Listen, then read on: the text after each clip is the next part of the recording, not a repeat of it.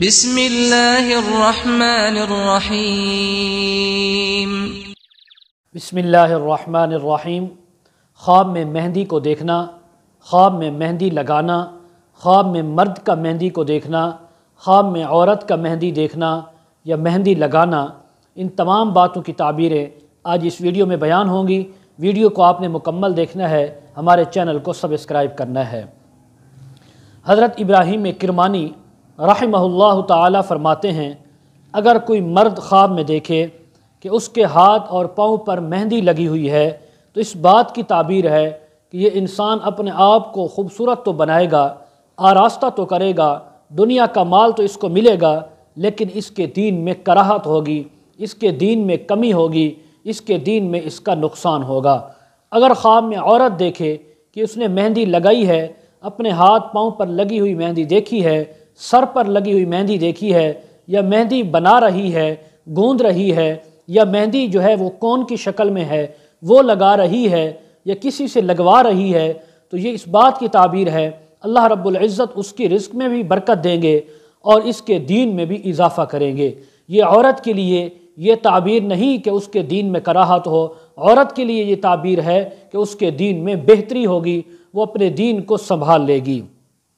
بعض اہل تعبیر نے یہ بیان کیا ہے کہ اس کے اگر کوئی مرد دیکھے خواب کے اندر تو اس کے اہل و عیال کا حال اچھا نہیں ہوگا، اگر خواب میں عورت مہندی دیکھے تو اس کے اہل و عیال کا، رشتہ داروں کا حال اچھا ہوگا، مال کی فراوانی ہوگی، دین میں اضافہ ہوگا۔ اگر کوئی آدمی خواب میں ایسا دیکھے کہ جس کا حال پہلے برا تھا، کوئی مرد دیکھتا ہے تو اس کا حال مزید برا ہوگا، خستہ ہوگا، دولت کی تنگی آئے گی۔ عورت دیکھتی ہے تو پہلے حال سے اچھے حال میں آئے گی۔ اور اسی طرح اگر کوئی دیکھے کہ خواب کے اندر کوئی اچھا بھلا آدمی، مرد دیکھے خواب کے اندر مہندی لگائی نہیں ہے، صرف دیکھی ہے، دلیل ہے کہ اس کو غم لاحق ہوگا، تکلیف آئے گی، لیکن جلد اس سے نجات پا لے گا۔ حضرت امام جعفر صادق رحمہ اللہ فرماتے ہیں، خواب میں مہندی لگانے کی 3 تعبیریں ہیں۔ نمبر 1، اپنوں کی آرائش اور اسی طرح آراستہ کرنا۔ نمبر 2، اہل بیت کا ستر کا حال جو ہے وہ اس پر کھلنا، ان کے ستر کو دیکھنا۔ نمبر 3، غم اور تکلیف کا آنا لیکن جلد ہی اس کا رخصت ہو جانا۔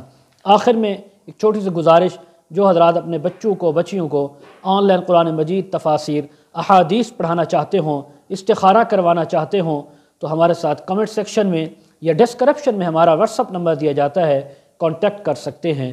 وآخر دعوانا ان الحمد للہ رب العالمین۔